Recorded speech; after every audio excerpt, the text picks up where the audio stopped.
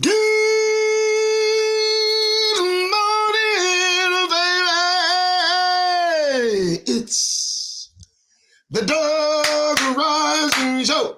Well, the Doug Rising Show. Well, the Doug Rising Show. And I'm Doug Rice.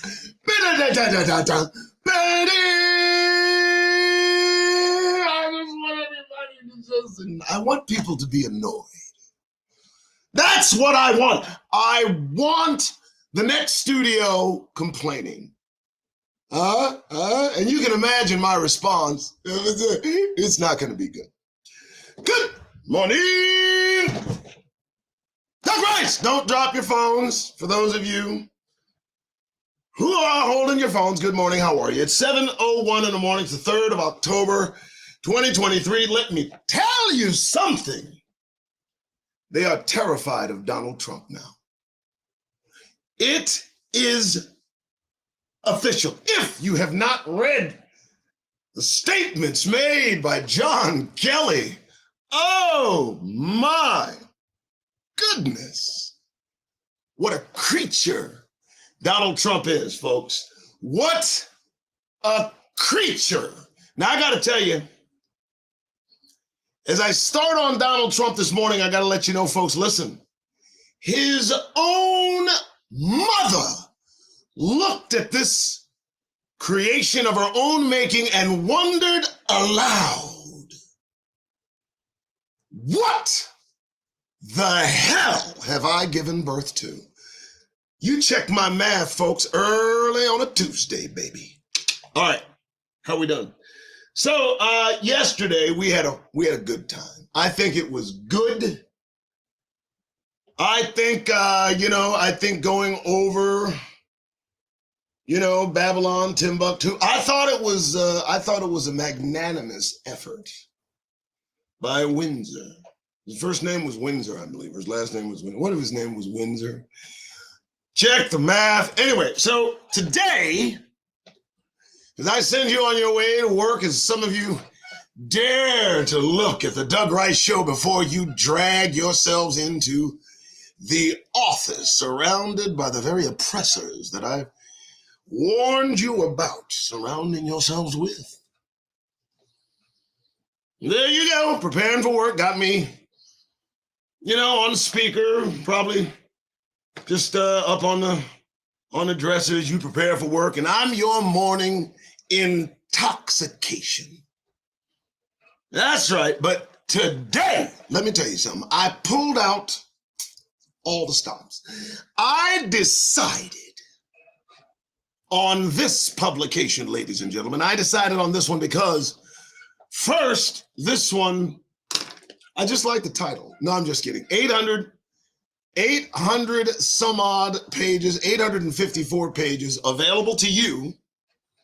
Now, the reason I'm pretty confident about giving this one away, promoting this particular PDF, is because I don't know who it's written by. Not that I couldn't find out, but I noticed that it did not have a cover and had to move forward because I thought the topic, the subject matter was just too important for today's times as we watch caucasity lose their minds. Let me tell you.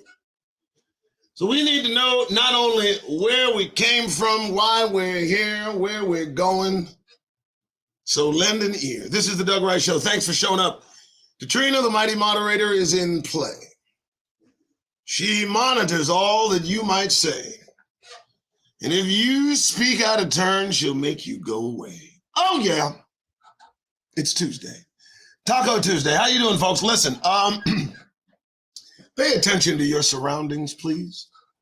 Pay attention to your surroundings. They have shootouts and people that snap, that walk about, and they are everywhere, all around you, all the time.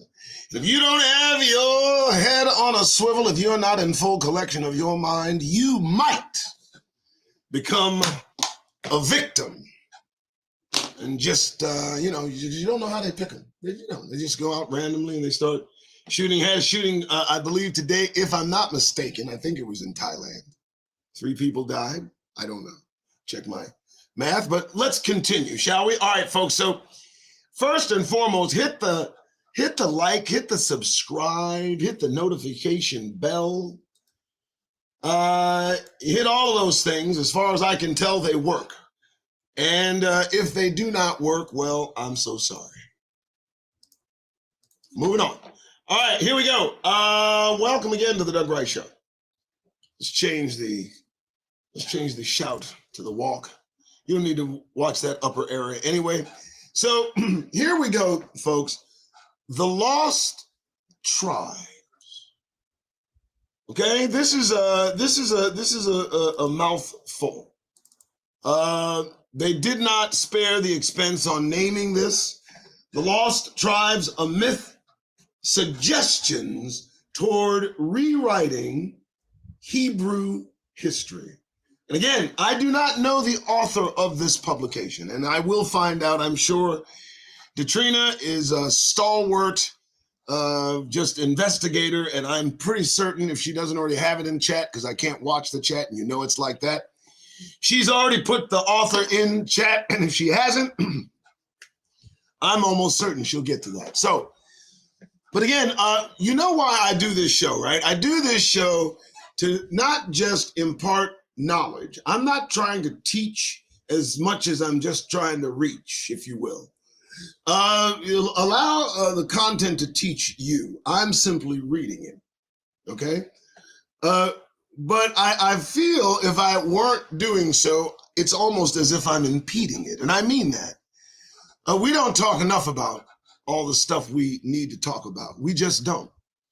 Instead, we regurgitate the same idiotic nonsense that's thrust upon our minds each Sunday around 11 time. And I say, make all that plantation nonsense go away. Do away with that. Catch up to today because, hey, we got more to do. All right, here we go, folks. Here we go. So, you know the name of this publication, and one of the things I like about how this is set up. First and foremost, it summarizes the chapters for me. So we can zip through this. And again, if you want this 854-page document, I will provide it at your request. But I more best like some sort of donation that comes from the Negro Nation that supports this effort in every way. If you can, if not today, if not tomorrow, come what may, just please think of something to pay. All right, let's just go. All right, here we go. Table of contents. Chapter 1, Lost Tribes. I've made it big enough for everybody to read this time. I like that.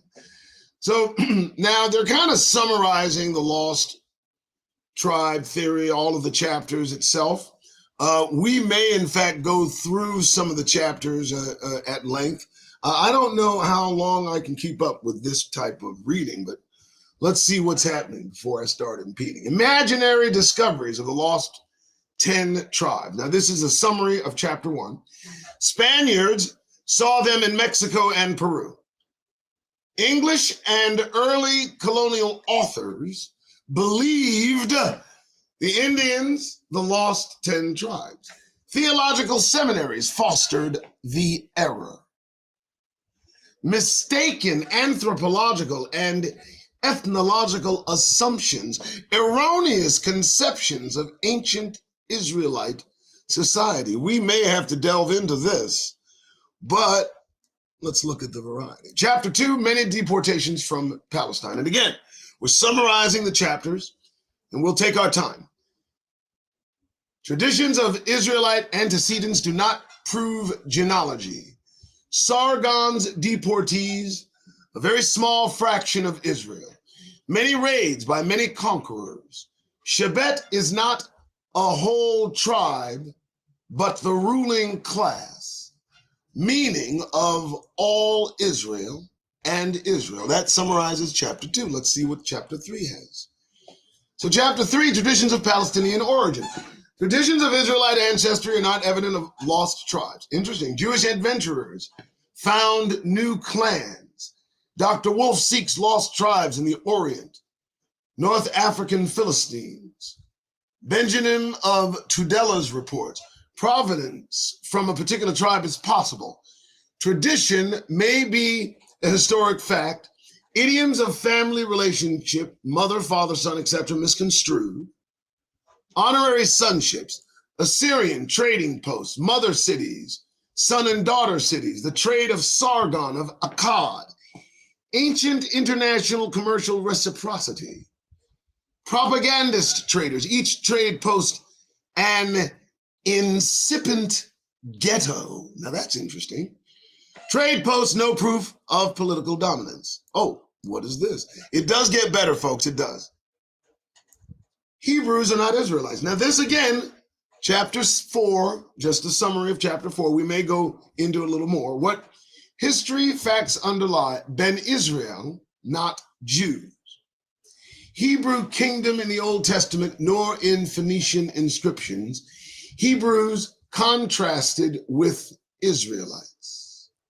Ibra Abara mean other siders, other side lands. Various mountains or waters results in various Ibri. The Hyperboreans, far siders south of Gulf of Eden. Hebrews includes all pre-Israelite peoples of Palestine. Armenian immigrants absorbed by Hebrew speakers. Prophets count all the peoples, Israel. David's policy, not Solomon's. Hebrew words in El Amarana letters. Hebrew, the same as Phoenician. I think we went over some of this yesterday. Armenians with Hebrew records, Hebrew Phoenician distinct from other Semitic languages. No definite Phoenician race, coastal influences, differentiated Hebrew, the El Amarna letters, non-Semitic pre-Israelites of Katna, Kadesh region, Canaan, not ethnographic, merely coastlander, the oracles of Armenian supremacy. Now, again, they get bigger. That's what I'm trying to get you not to, don't get too lost. We're going to get into this, but interesting. This is chapter 5, the Great Schism. Israel, not more pagan than Judah. Geographical situation of each. Asia Minor influences Israel. The Hittites, 8 languages, Aryan or Indo-Iranic elements. Now we begin to get some connection between the Indo-Europeans and the Aryans. And if I can pause just for a moment, listen, folks, I don't know if you know this, but let me say, the natives, the Indians, let me make that go away, the folks that are from India, not in the natives that are here, they went through a very long process of being classified as white people in this country. Yes, they did. Check my math because it's true. And I'll tell you the reasons that it went through too. Because they know too that a segment of the individuals that you may classify as white come from Indo-Europeans, a darker version with black hair. And these individuals want so to closely associate themselves with European apparent or perceived success, control, and oppression of others, that they went to the lengths of making sure they were classified amongst them. And it would appear that they, in fact, may descend in some way from them as well. So, just thought I'd have that story to tell. Let's get back to the summary of the chapters of the lost tribes. We're going to get into the meat of the matter. This will be more than a part one or a part two series, I can assure you. Here we go. So this is summarizing chapter 5, and we left off with the Aryan Indo-Iranic elements that I spoke of, the Huri, Kabiru, Kashmi, or Kashi, Matmi, Amorites. So I'm just trying to read through what it might say. Confusion of Huri with Amorite, Hivites or Akinians, and Huri of Edom, Hurian governor of Jerusalem. Scholars know that Israel was composed of many peoples. Interesting. Israel always under northern influence. Arabia and Philistia make Judah. Origins from South Arabia not proved. Prophetic outlook clings to coastlands. Never any real unity between Israel and Judah. Now that's an interesting piece of information. Edom's early commercial preeminence in Judah. Solomon's commercial alliances. The Lebanon cultus. I mean, this is going to go on. Let's see something, because I did not look ahead, and I try to make sure I have not read for the purpose of being as impressed as you may be with what I might read and see. So these are the chapters. These are the chapters, and they are at length. I would have been reading all day. Look at that. Yemen Jews and Falasas, Berber, Moorish, and what's that? Negro Jews. Perhaps we should jump straight to chapter 10. I don't know. What's that about? Now and again, not interesting. These are still the contents of this 854-page PDF that I dared to think I was going to read. We're on page 4. We're on the Khazars, Scythians, Tartars. Again, folks, this is available. Black Jews of India. We are going to go through this book. Persian, Turkoman, Mongol, and Chinese Jews. Well, now, let's just continue. Let's see here. This is just contents, folks. Samaritans, Sadducees, Cajuites, missionaries who failed, proselytes in the Old Testament, shrine Levites. All right, so it's obvious this book has a lot to offer. So what I'm going to do, without further ado, just for you, is we're going to jump to chapter 1 before this comes undone. I mean, wow. The chapters, I had no idea. Now I see there's like chapter 20, chapter 30, 28. I'm looking at chapter 28. So let's go to chapter 1 before this is too late. All right, here we go. We'll see where chapter 1 starts here. All right, so this is a PDF that is going to be available to any of you that are interested in obtaining it. All you need to do is ask, all right? And we will make sure that you get this book, and I've got digital copies, so they will last. All right, so let me look for here, chapter 1. This is a big book, 854 pages. Dear God. Well, to answer everybody's question, if anybody's interested, there are, and a drum roll please, looks to be a total of, 28 chapters. The last chapter being rewriting Hebrew history. And I'll let you see what I'm looking at, so there's no mystery. I've put it into some double pages. So I would have been reading for a minute trying to review just the chapters of this book. So I just want to show everybody so you can take a look. We're going to jump to chapter 1. We're going to try to get this done. There it is. And let's make sure I can get a single page preview and see if I can get this done. All right, folks. Chapter 1, the Lost Tribes Theory. So let's check out how this goes. The 9th year of Hoshea, the king of Assyria took Samaria and carried Israel away into Assyria and settled them in Kala and on the Kabur, a river of Gozan, and in cities of the Medes. That comes from 2 Kings chapter 17, verse 6. Here we go. The general reader knows of much speculation concerning the alleged mysterious disappearance of the 10 tribes of Israel.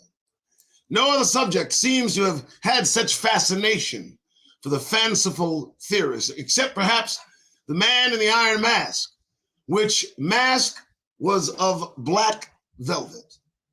Because they did not know the practical identity of many rites and customs among savage people everywhere, earlier modern missionaries were continually reporting traces of Jewish ritual in many lands. Early Baptist missionaries to Burma were sure they had found the lost 10 tribes in the Red Cairns. Dr. Tyler, 40 years of congregational missionary among the Zulus, found much Judaism among them. Bishop William Taylor, hastily touring South Africa, told the Kafirs that their sacrificial customs were divinely ordained 6,000 years ago to teach them theology. They could find them in the Old Testament. Scores of missionaries in various lands announced hasty conclusions. Some Afghan clans, notably the Yusofians or Josephites, claim Israelite history, at least for their chieftains. The point of departure is Kish, the father of Saul, and a genealogy of 49 generations has been constructed to establish the connection. So some hasty Europeans have promptly decided that the whole of Afghan or Pushtu stock represent the whole of the lost 10 tribes. The Anglo-Saxon has shared such honor with the Afghan. Pre-Christian Jew trading posts in Abyssinia resulted in the Judaizing of a considerable part of the population, with temples of Yah at Axiom, where Abyssinian kings were crowned. Thus, hasty modern observers have made the many survivals of Judaism a proof that the Abyssinians were the lost 10 tribes.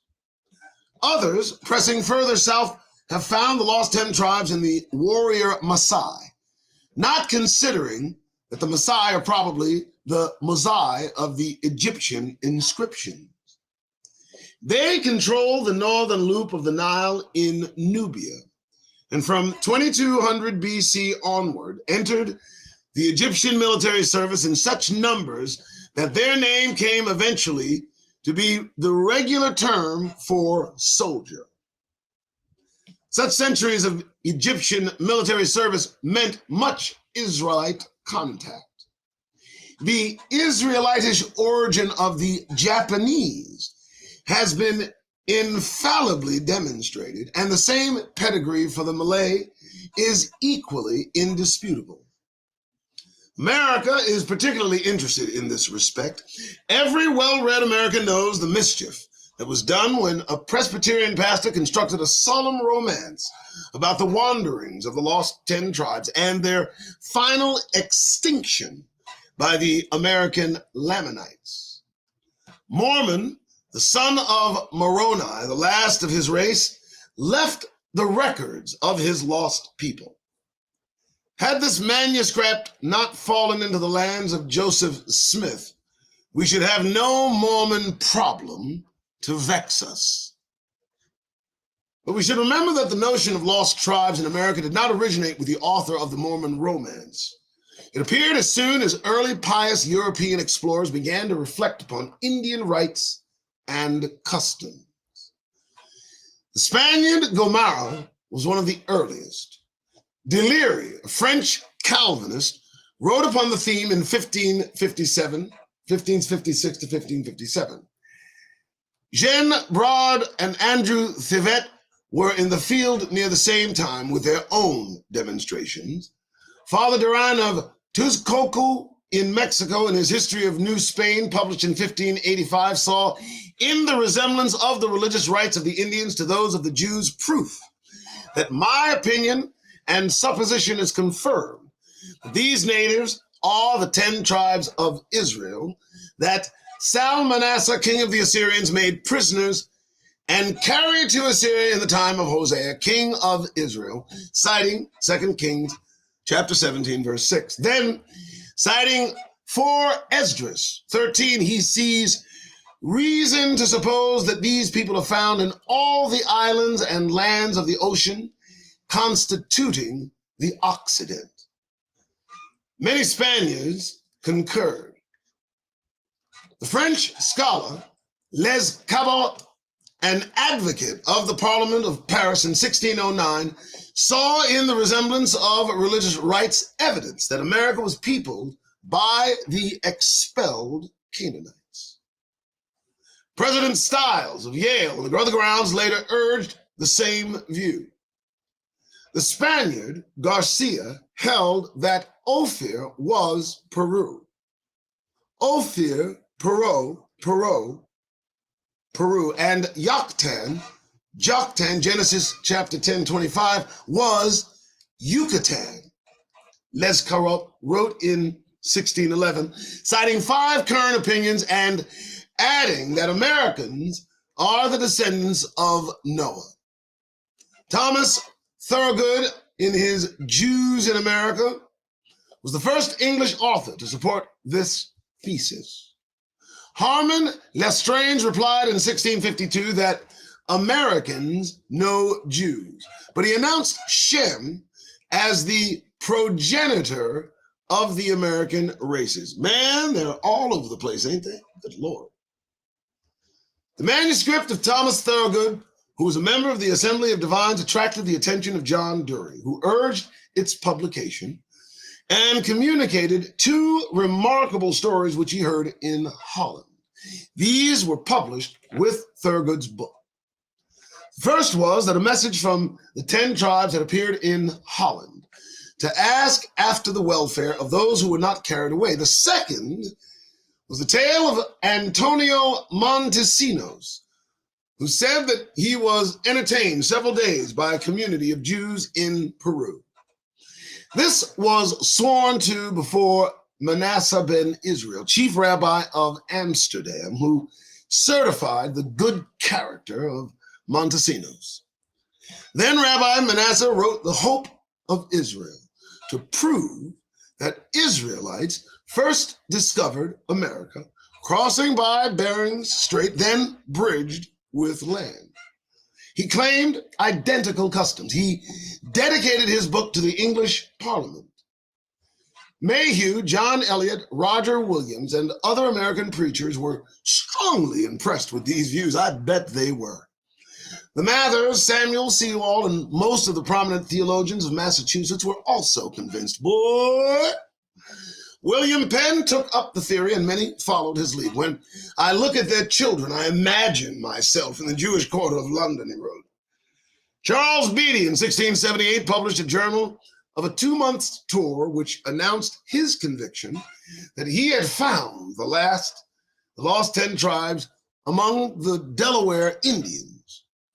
Whiston, the mathematician and translator of Josephus, set forth the theory that the Indo-Americans were Canaanites, descendants of Lamech. The Earl of Crawford and Lindsay, after the American Revolution, wrote upon the subject. Adair Dr. Elias Bodinal, the Reverend Ethan Smith, M.N. Noah, Israel Worsley, Lord Kingsborough, Mrs. St. Pinion followed in turn. Oh, the white folks just fell like dominoes, didn't they? The Reverend J.B. Finley, a Methodist pioneer of the planting of Christianity among the Wyandot Indians, wrote in 1840 his conviction that these Indians were the lost 10 tribes. Jones, in his History of Ancient America, Jordan, in his account of Tehantepec, Rossi, in his Souvenirs d'un Voyage en Oregon, Abbé de Monac and Mrs. Simons follow the Spaniard Garcia locating Ophir in Peru, the Israelites spreading from that region. For the modern reader, Lord Kingsborough has come to be spoken of as the originator of the theory because of the immense scale of his elaboration. His Antiquities of Mexico fills 9 large volumes championing the theory. But these citations show that many modern American minds were saturated with the notion before the Book of Mormon was written. And this fancy is still a disturber of the peace of those who seek for historical accuracy. It bobs up serenely in some of the most recent books upon discoveries in the Maya regions of Central America. It is the inspiration of a recent article in the scientific journal discussing the origin and spread of the art of writing. It is often heard from the pulpit. Men supposed to be scholarly are known to hold up the political disappearance of the lost tribes as an awful illustration of the punishment of individual sinfulness, as though becoming an American were the penalty of being a sinful Englishman.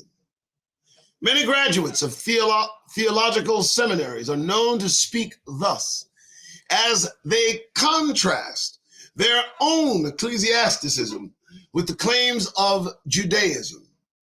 Their education and training make their hearers assume they speak with the authority of accurate historical information, but they put squarely before us the questions: are they well informed concerning the history of Judaism and the antecedent Hebrew religious history?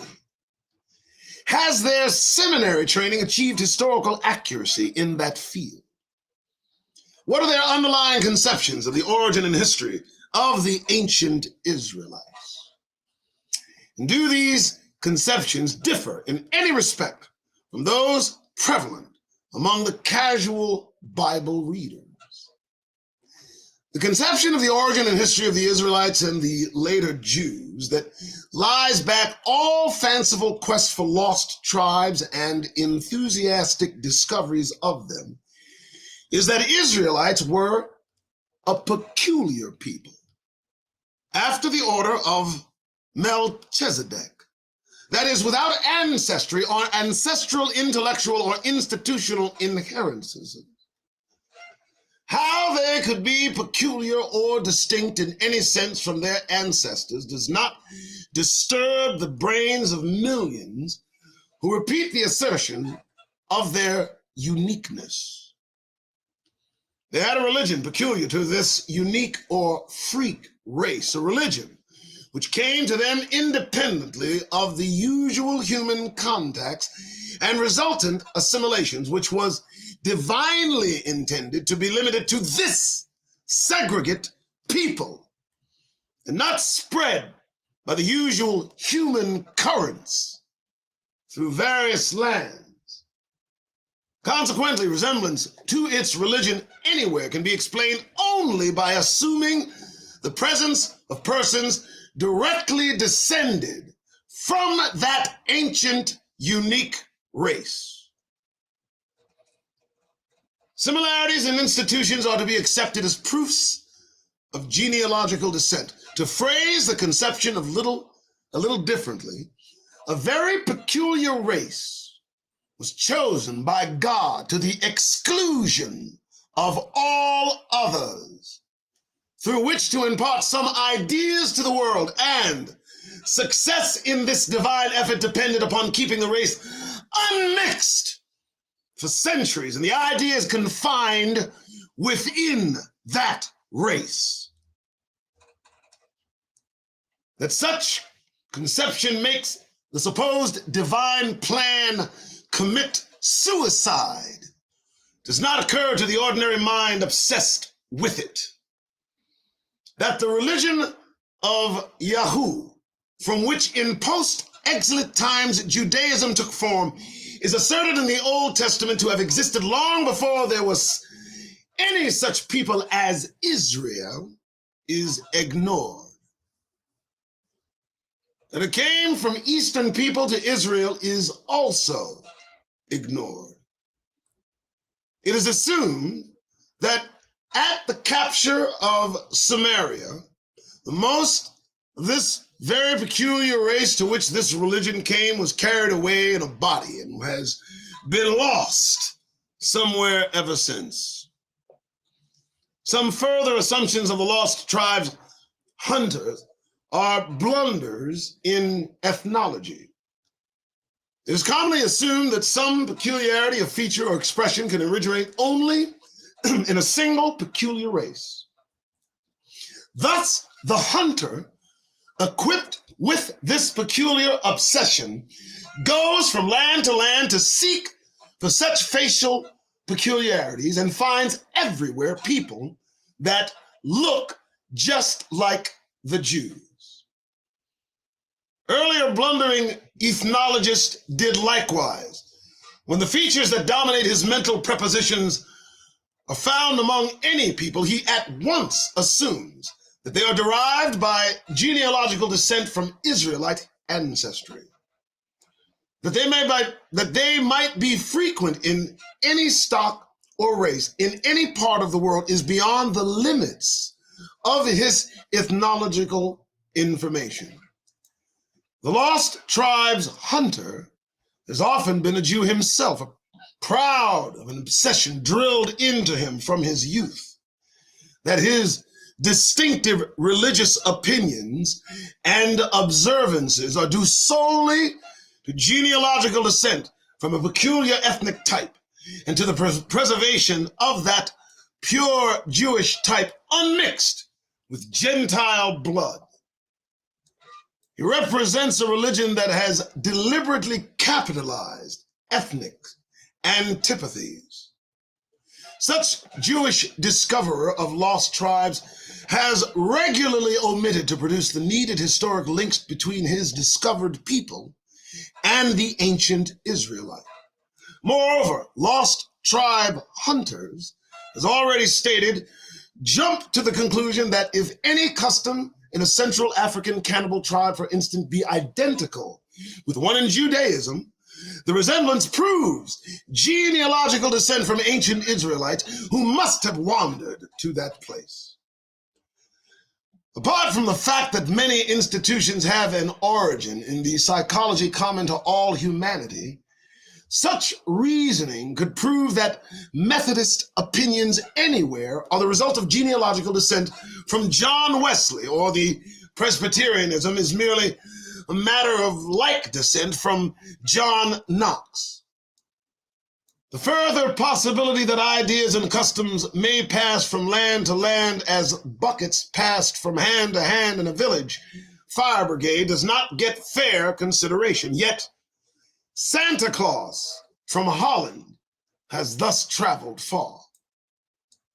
Nor is the nature of ancient Israelite society in Palestine as pictured in the Old Testament carefully examined to ascertain whether it spreads its custom among neighboring peoples or whether it welcomed foreigners as comrades in Israelite worship, and if it did, to know whether such associations or converts were accepted upon equal terms with the earlier Yahwists, or whether some ethnic prejudice and discrimination against such converts prevailed.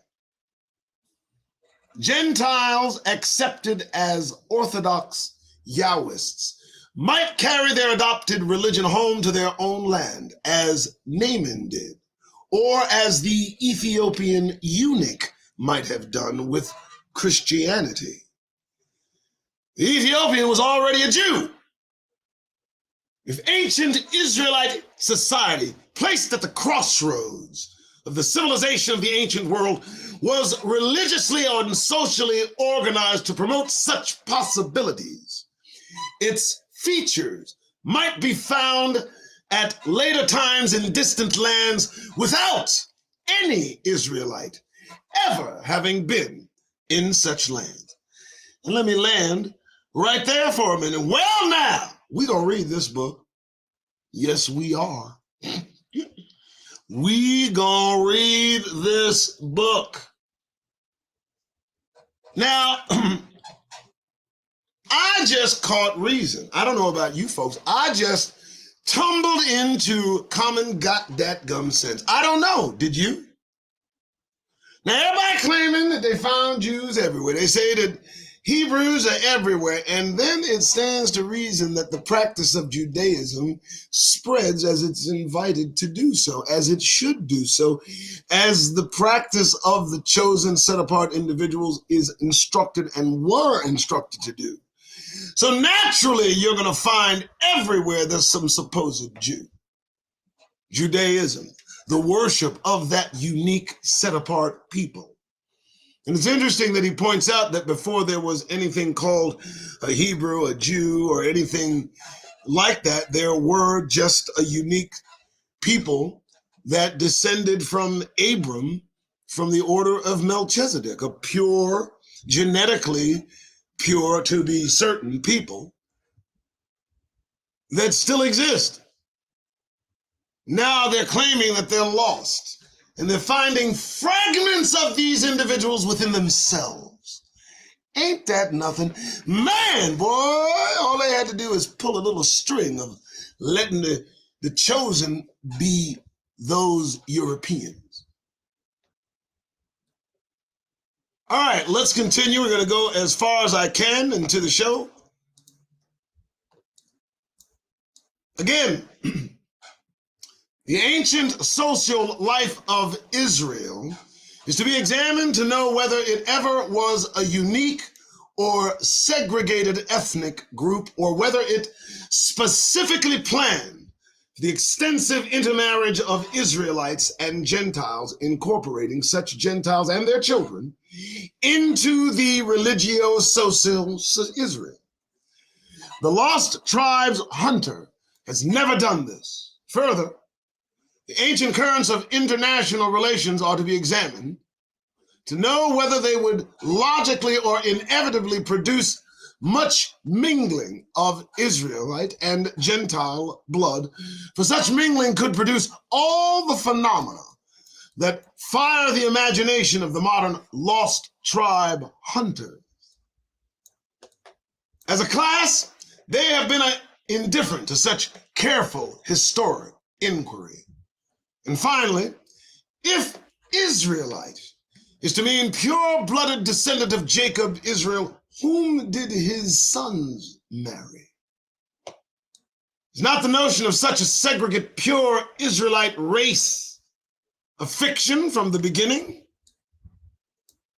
It should be said that such inquiries are prerequisites to any accurate history of ancient Israel. There's a general complaint among scholars that our popular textbooks among the subject are far from satisfactory. In the main, they are obsessed with the same traditional misconceptions of an originally unique segregate ethnic Israel, or a divine intention to produce such, that haunt the lost tribes hunter. These same confused contradictions of the evidence in the Old Testament and subsequent history frequently persist in the minds of students in college courses or theological seminaries, even after terms of instruction. Perhaps a monograph emphasizing the above indicated but neglected and necessary points of historical inquiry may stimulate the rewriting of ancient Hebrew history and yield a result that does not depart so widely from the social records remaining in the Old Testament.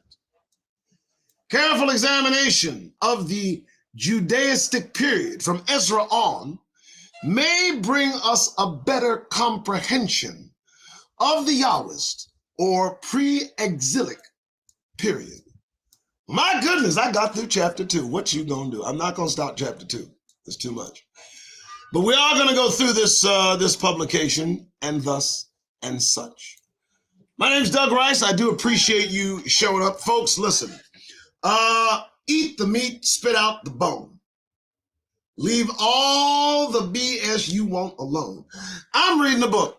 I'm going to read this because we're going to get at least something from this, brothers and sisters.